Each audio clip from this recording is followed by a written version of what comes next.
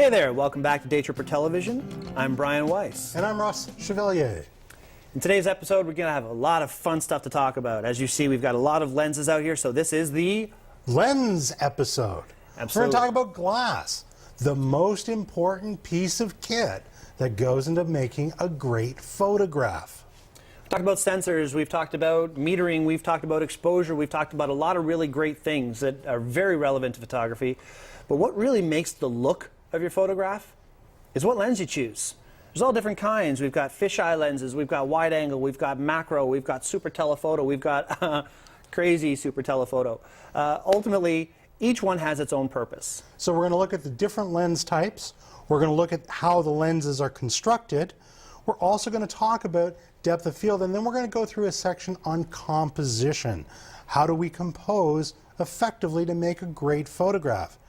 And then Brian's going to give you an amazing interview with local York Region wedding photographer Sheldon Isaac. Sheldon is another great photographer that we're lucky to be friends with, and he's a phenomenal resource for learning how to, again, market yourself as a good photographer, think ahead and get your stuff planned for, and other things that you're going to see in our interview for that.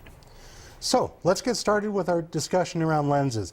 And we're going to take an approach as we go through the incredible lenses that have been very kindly loaned to us by the wonderful people at Gentech International. These are all Sigma lenses, lenses that'll mount up to pretty much any major DSLR camera. They've given us a lot of lenses to choose from. And so we're going to start with wide, work our way through telephoto to truly super telephoto. We'll also talk about some special purpose lenses. Why don't you kick us off?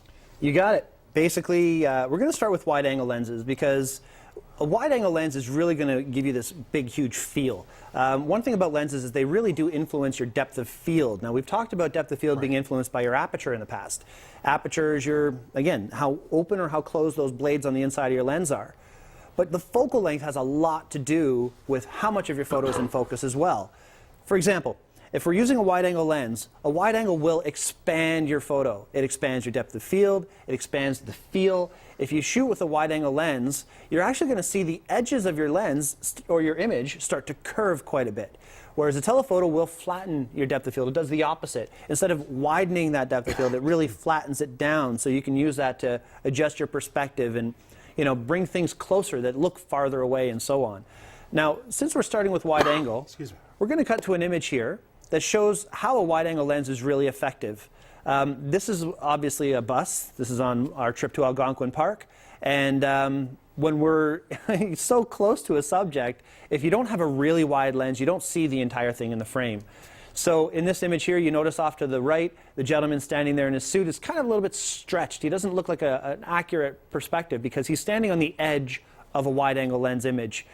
That will then stretch that a little bit. Now, in fairness, this is an ultra-wide lens, so there is going to be some natural distortion effects depending upon the relationship of the focal plane, the back of the sensor, to the plane that the person is standing in. So what we want to do with ultra-wides is we want to try to maintain parallelism between the focal plane and the subject that we shoot, right? Absolutely. What I have here is the Sigma 10 to 20 millimeter lens. Now, lenses are rated in numbers, millimeters. The smaller that number, the wider you can see. The bigger the number, the farther you can see. So for example, 10 to 20 millimeter is quite wide. Our normal vision is around a 50 millimeter, roughly so, 50 millimeters or so. So if you put a 50 millimeter lens on your camera, it's basically the same thing as going like this. You're not seeing really wide beside you, but the distance away from your subject is about the same. If you take a 10 millimeter lens, all of a sudden it's like somebody's pulling that subject away from you. It's looking wider, therefore it's also looking much farther. Now, a 10 to 20 is generally recognized as a very wide lens. But if you were to look at something like this little guy, this is an 8 to 16 millimeter lens. Now, an 8 to 16 millimeter tends to have something really funky start to happen on the top of the lens. You get a lot of curve, and if I do this, you start to see that real curvature of the lens. Now, Ross has a graphic that we're going to look at in a moment. It's going to go into what an ultra-wide lens looks like as from a technical standpoint. So the graphic that you're seeing on the screen represents the construction of a lens, and construction is very critical. Folks ask all the time, well, how come lenses are so expensive? because they're incredibly complex. So in an ultra-wide lens example, and we're very gracious that we're able to use these graphics from the Hasselblad company, we see a very large, very rounded front element, and then a series of other elements that are grouped together. And we talk about elements, individual pieces of glass, groups, different elements that are glued together, and then the separation that is constructed mechanically that allows focus and, where zoom is appropriate, for zoom to happen. What we see in the ultra-wide, large, wide, highly curved front element. But what happens when we don't go quite so wide? How does the image change? Well, if you don't go quite so wide, your image is obviously not going to look quite as wide. This is called a standard wide-angle lens. Now, you did mention the term zoom. I just want to touch on that quickly. There's different styles of lenses. There are zoom lenses that zoom from something to something else. This happens to be an 18 to 250 millimeter lens, so it's pretty much a general purpose lens. Right. You can zoom in quite a ways, you can go quite wide as well. So they call this an all-in-one. Now, all-in-ones are good at everything. They just may not necessarily be great at everything. Right. So this is where we start talking about things like a prime lens. And Ross has a prime lens right here you can show you. So in the case of a prime lens, a prime doesn't zoom. When we look at it in a store, it's going to have a fixed focal length. So if, for example, I were to look at this particular lens, what I'll see is that it's 85 1.4. That means it's only ever 85 millimeters. It's never anything else. But it's also an f1.4. And if you recall our episode on exposure, a very wide aperture allows lots of light in. So when I hold it up, you can see that that front element is giant, but you could also see it's not nearly as widely curved. Now, when we look at wide-angle lenses, coming back to where we were, if you take a look at the image that we have, what you're going to see is a beautiful shot of a waterfall that Bryan's made.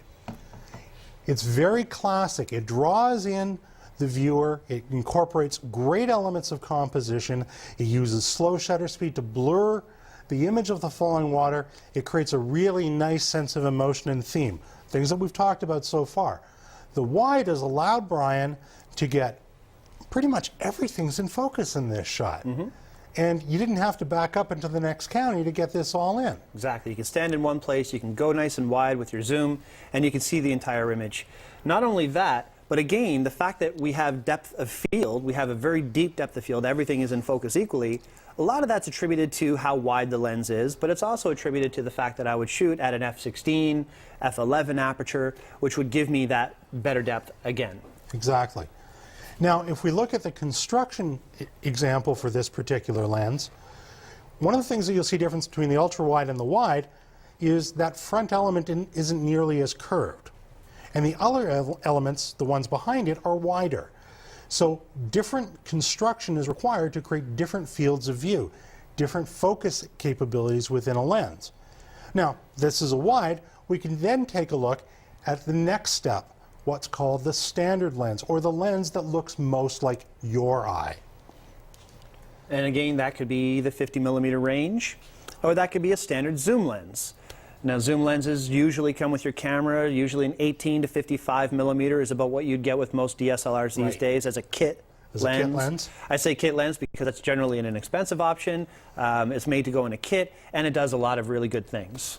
Now, you might recall when we were talking about sensor, we used the phrase crop sensor a couple of times. Different digital single lens reflex cameras use physically different size sensors, and you may remember that from episode 1. Focal lengths represent differently in different lenses. So if, for example, I was using this lens, a 35 millimeter 1.4, on a full frame sensor, it's sort of a pseudo-wide. And again, full frame means the same thing as using it on a film camera. Exactly. So whether it's on a film camera, or it's on my Nikon D700 or a Canon 5D Mark II, they're going to give you the exact number that you see on the lens. However, if I were to mount this particular lens up to a camera with a crop sensor, like a Nikon D5100 or one of the Canon Rebel series, that 35, because the sensor's smaller, will actually give me more magnification. It would be much more like that standard lens. If we go to our video screen, you'll see an example of a photo taken with a standard lens. Here's a nice group of people. They're having a wonderful event. And when Bryan's done this shot, well, you got everybody in focus, but they don't look all far away, and they don't look like they're falling over or they're stretched. That was a standard lens I used for that, at a standard focal length, and it gave a very accurate impression of the result. Now, one thing that you did mention as well is that with a smaller sensor, it actually will look effectively like it's magnifying that lens. Now, this also helps make sense of why little cameras, point-and-shoot cameras, can have such large telephoto range without being this kind of a size. You have a very, very small sensor, again, as we mentioned in episode 1, and that small sensor can work with a lens and make the lens much smaller and also give you quite a bit more distance in your zoom. So point-and-shoot cameras, that's why they're so convenient, because they're very compact and they have the ability to zoom very far because their sensors are extremely small. And that's a key element when we start to think about photographic quality and why the digital single lens reflex is so important to us when we want really great photographs. Now, moving up from our standard lens, we look at telephoto lenses, and the idea is pretty simple. Brian gave us the definition of photography, an image. Tele means bring it closer. So we can use telephoto lenses to take things that are far away and bring them closer to us. Now, where would a telephoto lens generally start? Often we'll see telephoto lenses measured in the focal length starting at about 85 millimeters. Back in the days of film, if you could afford a 135 millimeter lens or a 200 millimeter lens, well, you were probably a pretty rich person. Fortunately, that's changed a little bit. We have more options available to us today, and the power of the zoom has really transformed the entire telephoto space. Now, to give you an idea of what we mean by telephoto, we're going to visit our friend Mr. Flying Owl, who you've seen in other episodes that we pop up for you. The idea here, I've got something that I can't get close to. No, you actually got pretty close to him. Yeah, and so did you. However, when we've got a subject that's moving fast, where we may not be able to get where we want to be, a hockey game, a football game, car racing, the telephoto allows us to take something that's relatively far away and make it look closer. Please. This lens right here is actually the lens that I used for that image. This is a Sigma 150 to 500 millimeter lens, and you notice it's huge, it's massive, it's a little bit heavy, but it allows me to take a picture of the owl, or if we're in Alaska, we're taking a picture of a polar bear, or something like that that you really don't want to get too close to. You can definitely use one of these lenses and get in there quite a ways.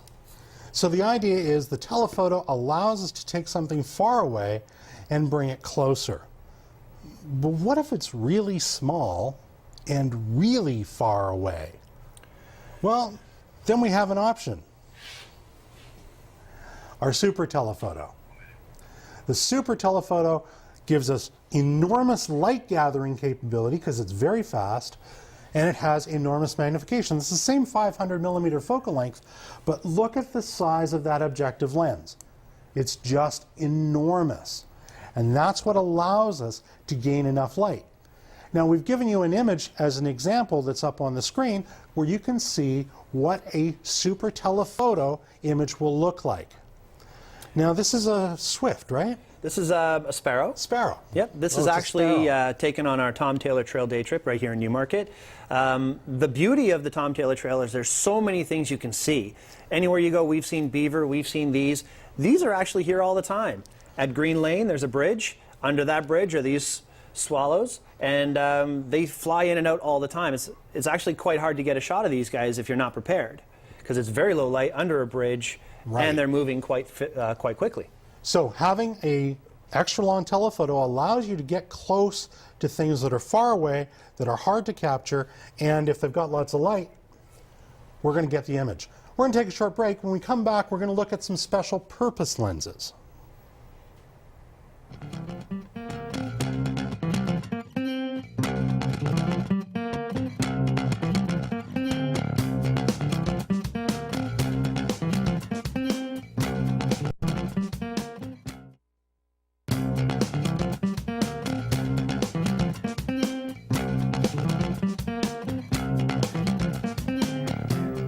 Hey everyone, welcome back to Day Tripper Television. In this episode, we're talking about lenses.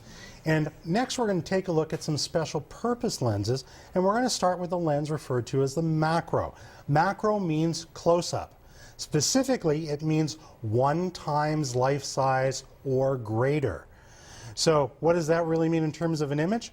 Well, when we cut to our image, you'll see the picture of an orchid. And in that orchid, we really are getting to 1 times life size. The idea in a macro is to be able to get the level of detail in close-up photography that we just couldn't get any other way, really. Absolutely. And you hit the nail on the head when you said it's a 1-to-1 ratio. A lot of lenses don't really give you that capability. Most lenses are anywhere from a 4, 5, 12-to-1 or even greater. Exactly. Now, macro lenses come in different focal lengths. So we could have, what have you got there? Well, here's the Sigma 105. So that's a 105, we have a 70, and we also have this one, which is a 150. All provide 1-to-1 magnification, all provide a 2.8 lens opening, so why would I want a longer one? Well, if, for example, I was taking a photograph of a yellow jacket, a wasp, I might want the magnification, but I may not want to be standing on top of it. So longer focal lengths in macro lenses give us the same magnification factor, but they allow us a greater standoff distance. Now, what other lenses could we have? Well, if we're going to be taking a picture of a coin, we should just say a coin or a stamp or something along that line, you're going to be very, very close to it. Right. So in that case, you might want a 50 or a 60 or even a 70 millimeter macro. I've got some great shots with this at the Y Marsh, taking pictures of reptiles in their cage. Literally on one side of the cage to the other, you're that close and getting a good focus. Another type of specialty lens that we would encounter is the fisheye lens. Now, I think we've all seen the idea behind a fisheye. Fisheyes typically look circular. The edges are cut off, and they have very round, large front elements. This happens to be, an 8 millimeter fisheye. So that's what we call a circular fisheye. When we take a photograph, the frame is actually circular, and the rest of the edge is blacked out. Here we've got the 8 millimeter. Now, sorry, I've got the 10, you've got the 8. I've got the 8. You'll notice that these guys have little hoods on them, where the one that Ross has doesn't. Now, the reason for that is because the wider your lens, the more you're actually going to be seeing off to the side. So if I were taking a photo with this one, I would have light stopped by the hood coming from the top and bottom, but when you go really, really wide, that's not going to influence the shot, and you're not going to get the vignette or any seeing the inside of that hood. Now, one of the things that's changed recently with fisheyes is the advent of what's called the rectilinear fisheye. And this basically takes the concept of the fisheye, bending at the edges, but makes a rectangular image. And if we were to go and take a look at the image that's on your screen right now, this was taken with a rectilinear fisheye. What you can see is, yeah, you know what? It's a representation of a house, but if you look at the French door on the right, you'll see that, wow, that looks really twisted and really curved. If we look at the doorway on the left, we see a bend to it. It's not natural, but it allows us to get extraordinarily wide in very, very close distances. I was literally standing about a foot away from the banister in that example. So the ability to choose this type of lens gives us great width capability. But what's another type of lens we might consider? There's many. One would be something called a tilt-shift lens. Tilt-shift lenses are lenses that you can actually manipulate to go up, down, or left or right. By doing this, it's great for architecture photography. You're standing very close to something and you use a fisheye, the building will start to curve around. If you use these tilt-shift lenses, you can bend the optic of the lens quite a way that actually brings that building back straight again. Now, part of having lenses is also having lens accessories. One of the most common lens accessories are filters.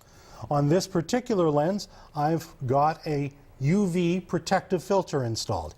And on every lens, I put a protective filter because, frankly, if I scratch the filter or break it, I throw it away. If I scratch or break the front element of the lens, I throw it away, one being much more painful than the other. One causes tears, one not so much. But there are other filters we can have, right? Absolutely. The photo of the waterfall that you saw earlier, that was actually shot with what they call a neutral density filter.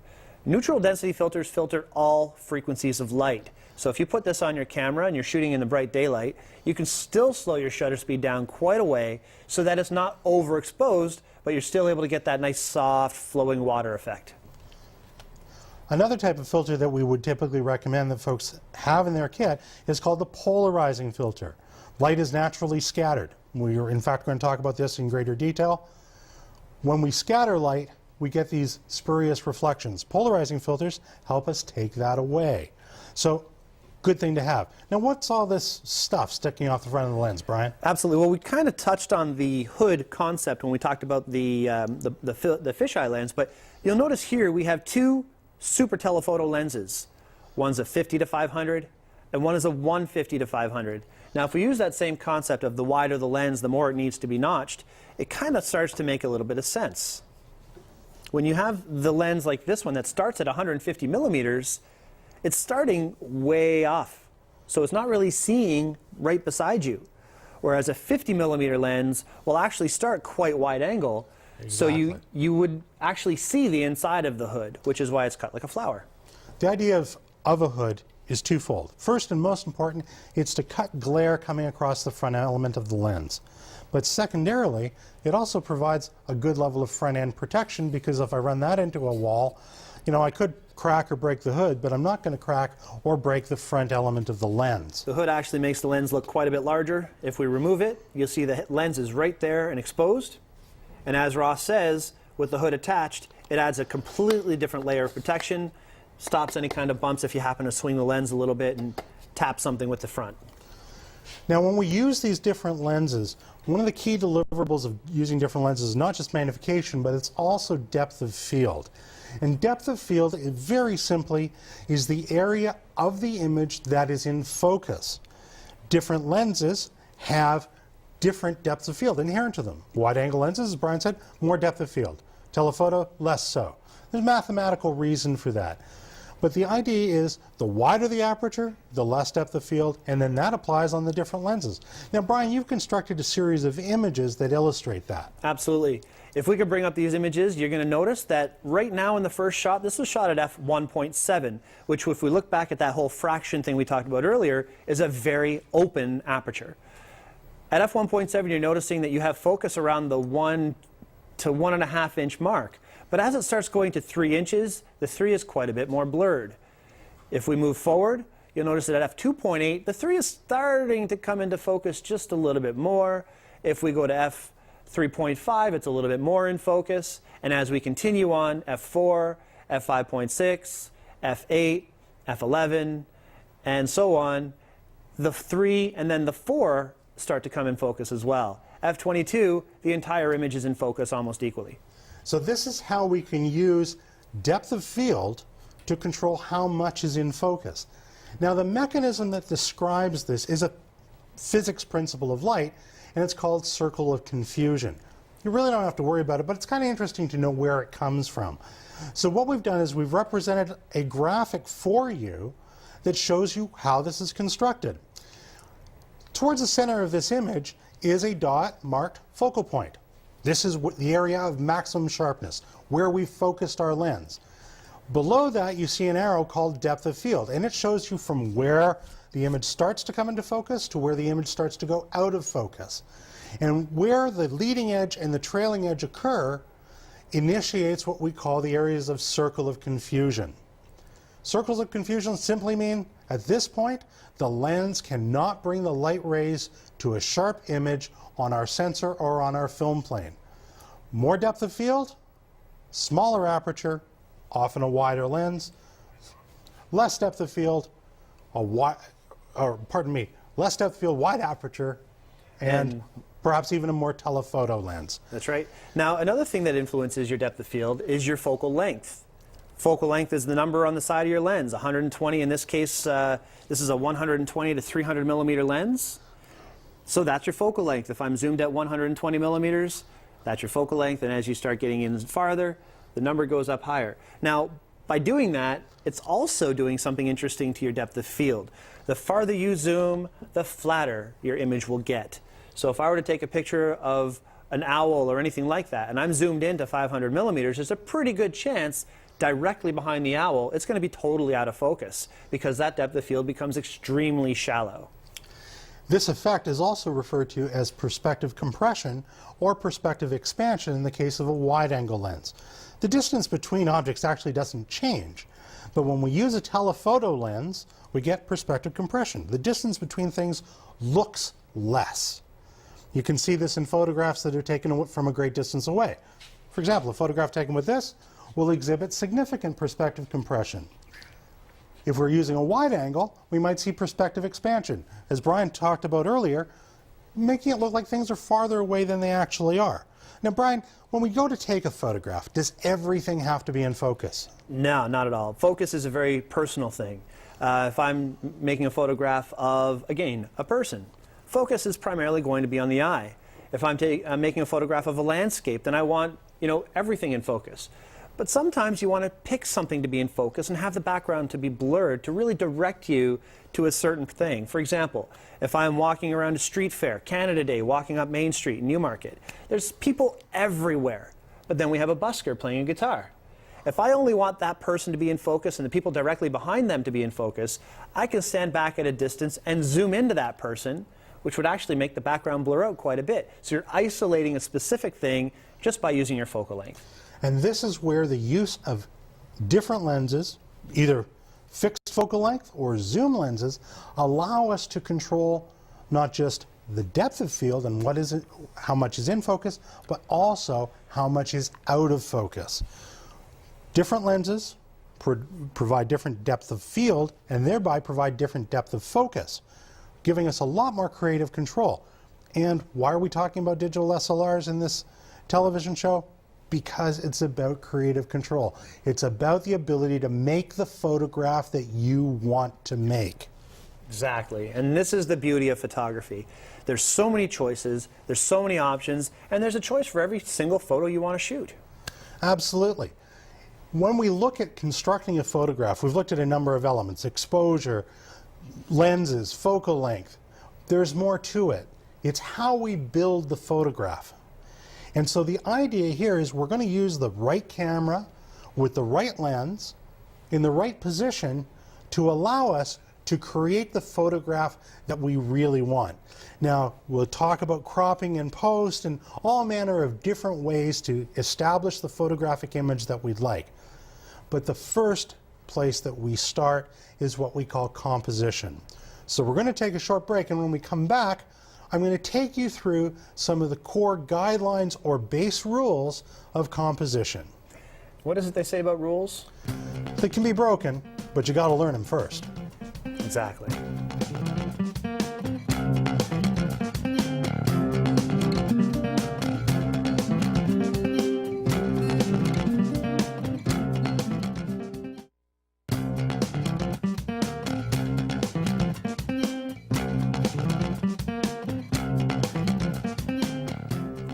Welcome back once again. So we've talked about a lot of different things, lenses and all the things that they're designed to do and how they flatten your depth of field and expand your depth of field. But what's really important as well is how the photo's going to actually look when you're done. And this is all very important to do with composition. Right. Composition literally is how we build the photograph. What's it composed of? And to help us get good composition, photographers over literally a century and a half have come up with some core rules. Now, everybody loves to say, well, the rules are made to be broken. Absolutely true, but only when you know what the rules are can you learn when to break them. So one of the first rules of good composition is to use something called the rule of thirds. And this simply means alignment of key focal points into certain parts of the frame. We have a sample image available to you that shows you an overlay of a third frame on top of a photograph. So here we see a young lady, and she's preparing to make a photograph. Overlaid on top of that is the rule of thirds. And what you'll see is an intersection point that's pretty much at where her eyeglass frame touches her eye. Another intersection point where her thumb is. Another intersection point at her shoulder. And another intersection point that's pretty close to her elbow. What this does is create what's called balanced composition. And which way is she looking? She's looking to the right. By using the rule of thirds, we've moved her off to the left so she has a place to look. So the idea here is not set in stone, but it does allow us to move our image or move our subject within our image into an area where things look pleasing. pleasing to the eye is really important. Absolutely. It almost looks like a tic-tac-toe board. Actually, it does. It's a good way to think about it, I think. It really does. And in fact, some folks will tell you that some corners in the rule of thirds have more power than others. Many of us read left to right, so the folks will say the top left is the power corner. You know what? Pick what works for you. This is where your own interpretation is really important. Absolutely right. Exactly. Now, there's another rule that's really relevant, but a lot of folks don't think about it. They don't talk about it at all. And this is the rule of odds. We use the rule of thirds to try to give us some balance in our photograph, but that doesn't mean that we always want an equal number of focal points, eye focal points in our image. So if we take a look, for example, at the sample that we have, what we're going to see is 3 people, not 4, not 2. We don't have a static balanced position. By creating imbalance, the use of an odd number of key elements, we create some tension, we create some draw through the image, particularly where most of the elements are in focus, as they are in this image. We're going to see an image later on where there are only 2 key elements, but we use a different function, if you will, to change that. Okay. The idea here, create some tension, create some imbalance, draw attention to the focal point. Now, I've seen a lot of people when they're making their photographs is they want to get that person or that thing that they're taking a picture of right in the center of your shot. Now, again, make your photo any way you like to, but a lot of times it's just taking a picture. There's not really adding composition elements to it. You're not really making it look any more interesting. It's just bang right in the center. Well, I think that's a very telling statement, Brian, because as any professional photographer is going to tell you, dead center is deadly. It's the difference literally between a snapshot, not necessarily a bad thing, but it's not a photograph. We haven't made a photograph. And the reason for this is there's no place for your eye to go. If we take a look, for example, at the sample image that we have here, and honestly, it was a great photograph that I've damaged for the purpose of illustration. Thank you, Brian. No problem. We've got the subject in the dead center of the photograph. There's no place for our eye to go. There's no place for it to roam. We're drawn right to the center, and we lose all the sense of environment, the sense of space, the sense of what's happening here. Dead center is deadly. When we're thinking about making a photograph, let's think a little bit about how we're going to create a little bit of tension, a little bit of imbalance to really draw our viewer into our image. But how does that line up to the next thing that we talk about, which is filling the frame? Filling the frame is a powerful tool as well. A lot of times when you're making a photograph, you forget about that. You end up leaving a lot of space, and your focal point tends to get lost. So the concept of filling your frame just makes things more obvious, and it fills the frame nicely, and we have an image here to show that. So these are both actually great images. If you look at the one on the left of this Elvis impersonator, you see he's slightly off center. The rule of thirds is well portrayed, and you get a wonderful sense of environment from it. However, if we look at the image on the right, where the photographer has taken a different position and they're truly filling the frame, now we get more isolation and we get a much greater sense of the emotional content of the photograph. In this case, this singer is really putting his all into this performance that he's giving. And you took the shot, so was the singer into it? Oh, he was into it. He's actually a very, very reputable Elvis impersonator. He does a great job. So the idea here, by filling the frame, we draw attention to the key focal point. Doesn't mean that we don't think about other elements of composition, but we remove the distractions, the things that are around the core image that would otherwise lead our viewer astray. I should mention, too, we shouldn't call them Elvis impersonators. They're Elvis tribute artists. All due respect. Whatever works for you, dude. I'm good with that. Now, one of the other tricks that we can use to create interesting photos is to remember who we are. We're humans, we're bipedal, we stand up a lot, and our eyes are pretty much at the top of our bodies.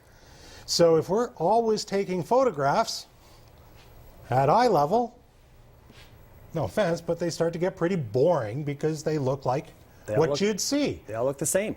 What if you were to change your viewpoint? It's called perspective. I'm going to use one of Brian's great images here.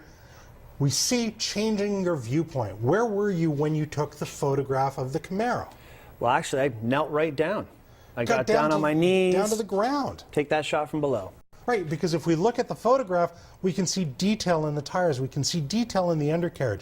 Not something that we would normally encounter walking or sitting. By changing our viewpoint, get high, get low, change your angle, you're going to be able to make an image that is fundamentally more powerful than the boring eye-level shot.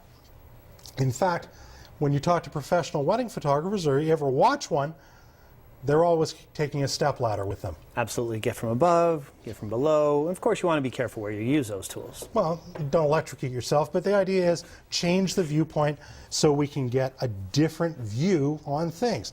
Now, that Camaro shot had a wonderful element that it drew us in. We can also draw our viewer in through the process of using leading lines. Leading lines are pretty simple. They take you in. This example image shows a railway car, an old rotted abandoned railway car, on a railway track. What draws your eyes in? The tracks. Tracks leads you right into your focal point. They take you right into the photograph. What this does is it creates a sense of depth, it creates dimensionality, and it engages the viewer. So when you're constructing a photograph, I notice that you do it all the time. You look for leading lines. Absolutely. That are going to draw us into the picture. Now what happens where we've got a couple of things that are of interest, but we really want to draw attention to the other? This kind of goes back to the point of using a telephoto and zooming in and adjusting your aperture and so on and so forth. Working with depth of field. Isolating a specific thing. Creating dynamic tension.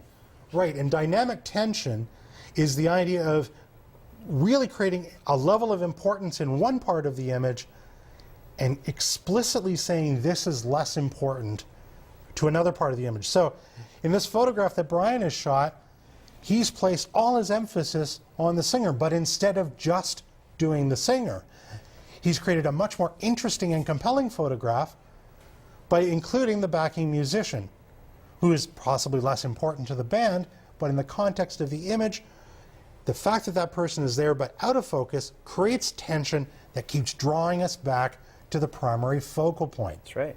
It's an incredibly powerful tool that helps us get really interesting images. And for those of us from the 80s generation, that was Honeymoon Suite. There you go. One of the other things that we want to do, and oh man, this happens to me all the time. I've got my camera to my eye, I'm looking at the image and I'm seeing what I want to focus on. I'm doing my composition and I take a shot and I feel, man, that was a great one. And then I get it back to the digital darkroom, I load it into Lightroom, and there's a rotting pop can in the foreground. Or there's a garbage bag tree in the background. What did I fail to do? I failed to check my edges. Like I did. I failed to look for distractions. So in this example, someone working at the mixing board, it's actually a really good photograph.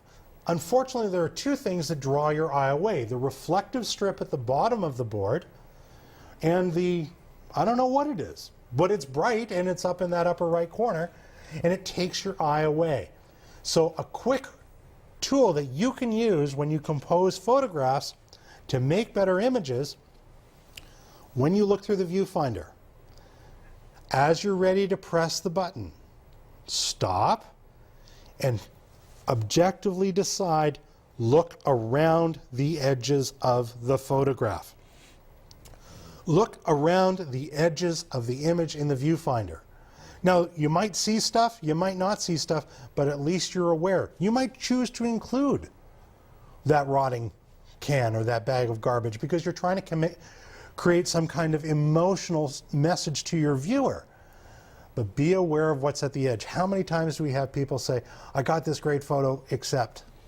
Can you Photoshop this out? Can you Photoshop this out? Well, yeah, technically you can, but if we can, the goal should always be get it as right in camera as possible. Absolutely. So when we spend time in post, we're spending it on making a better photograph. That's right.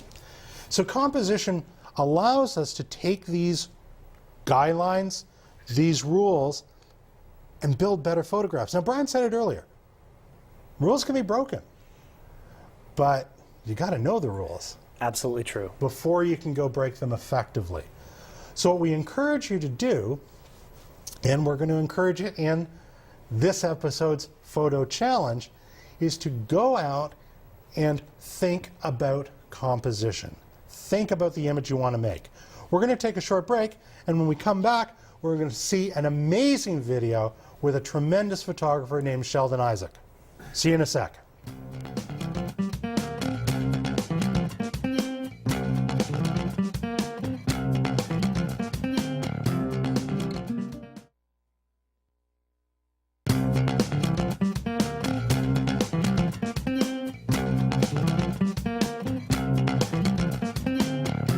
Hey everyone, welcome back to Day Tripper Television. In the next section of this episode, we want to show you an interview that Bryan conducted with our buddy Sheldon Isaac. Sheldon is a wedding photographer based in New York region. He does some incredible work, and Bryan spent some time with him talking about the things that he does to build great wedding photographs for his customers. So we'll show you that clip.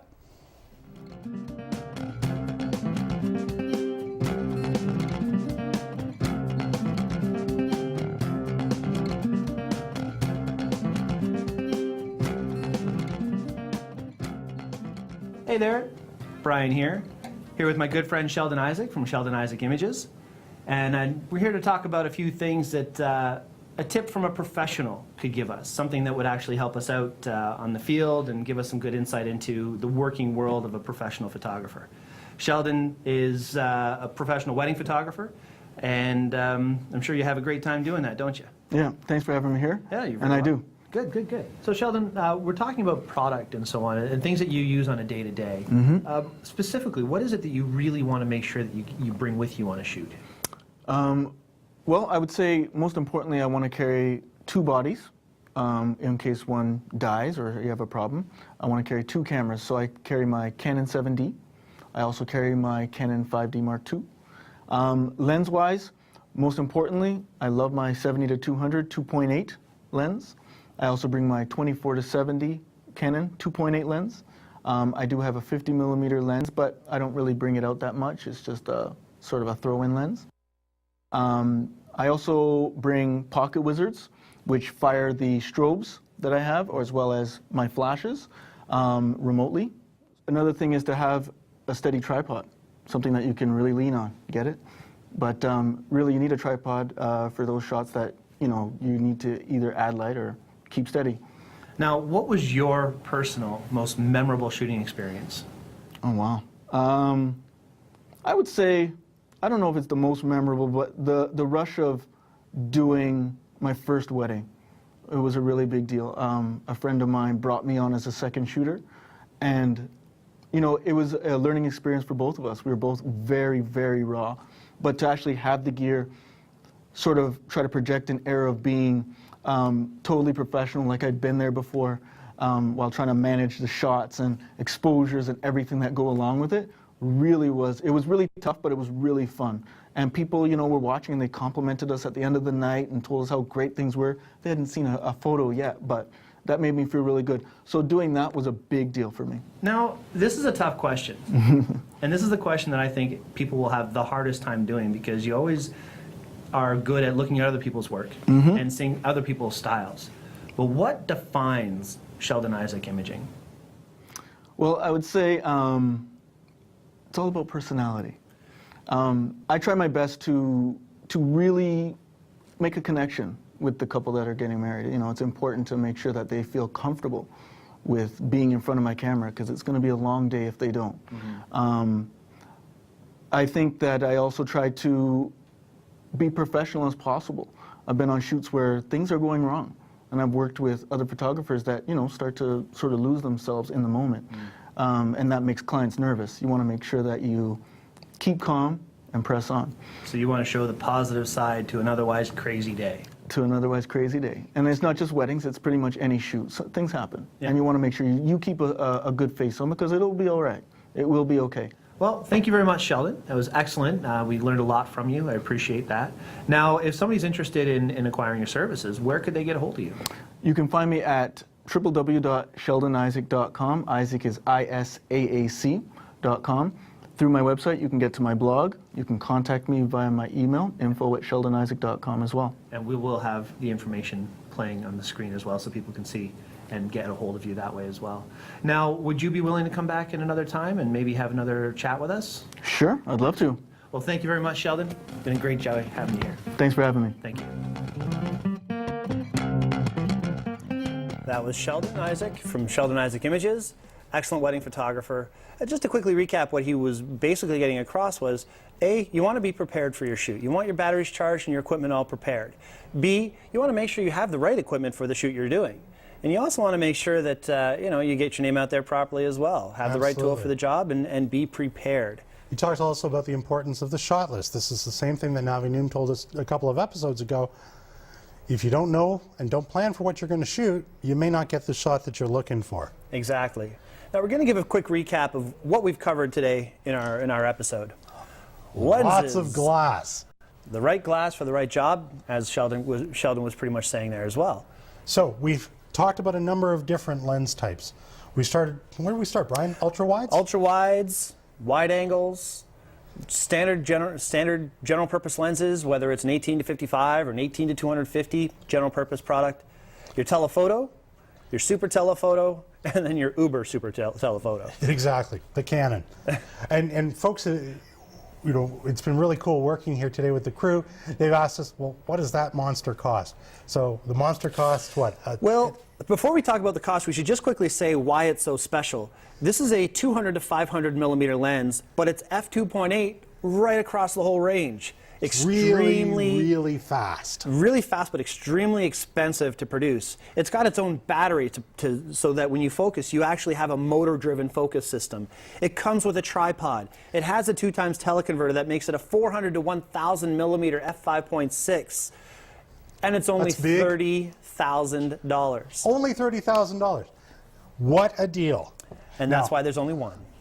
Obviously, you don't have to spend that kind of money on lenses, but you've got an incredible selection available to you as a digital single lens reflex shooter. Exactly. Everything from the Canon to a circular fisheye and everything in between. The beauty here is that you've got choice. Without having to change your personal position, you can change the look, the feel. That's right. The depth of field. Absolutely. We can make photographs that look different from snapshots. And this actually leads us into our photo challenge, our photo assignment for this episode. When you're talking about lenses, you can do so many different things with them, so let's make that part of our challenge. Okay. What do you think, Ross? Do that. That's exactly what you got to do. Create a photograph using your lens to actually emphasize your focal point. Exactly. Now, if you have multiple lenses, take the same image from the same position at different focal lengths. If you've only got one lens for your camera, keep the same image, but you zoom with your feet and change your position and see how that changes your image. They call that the two-leg zoom system, don't they? The two-leg zoom system. Zoom in, and then zoom out. submit to photocontest@dtptv.com. That's photocontest@dtptv.com to enter our contest and share with us the incredible good work that you're doing. That's right. Now, we haven't really talked too much about the contest as far as what you're going to be getting if you do really well. Oh, okay. Quickly talk about that, very quickly. You get pretty much a whole camera package. Well, pretty much. You get bags, filters, tripod. Potential to win a Sigma lens. Sigma lens, camera straps, pretty much the whole kit and caboodle. We've been very, very fortunate that our partners and sponsors have supported us by making some wonderful prizes available to you. All you got to do is enter. Contribute. Contribute. Please be part of the team. We'd love to have you engaged with us and helping become better photographers. Exactly. Now, coming up in our next episode, we're going to take a further drill down into the subject that's, well, I don't think we have photography without light. Without photo. without the photo part. Photography, that was very good. Oh, well done. Photography. Photography without light doesn't exist. So we're going to take our time and look at how we can better understand light. What is light? How does light work? What does it mean? Where do we implement it? And how do we control it? Because a big part of photography is controlling the light. The light actually really influences what lenses you choose as well. So since we're talking about lenses, that's a huge factor. If we're shooting in lower light, you need a brighter lens. If you're shooting wide angle or landscape, it doesn't really matter because you can shoot with slower shutter speeds. So the lens you choose is also directly influenced by the light that you're shooting in. In fact, everything we've talked about since we started doing this show has cascaded to this point. Cameras, lenses, exposures, apertures, shutter speed, ISO, all the things that we've talked about are going to be driven by light. So, see you next time, and take the lens cap off. Get out there and shoot. Good tip.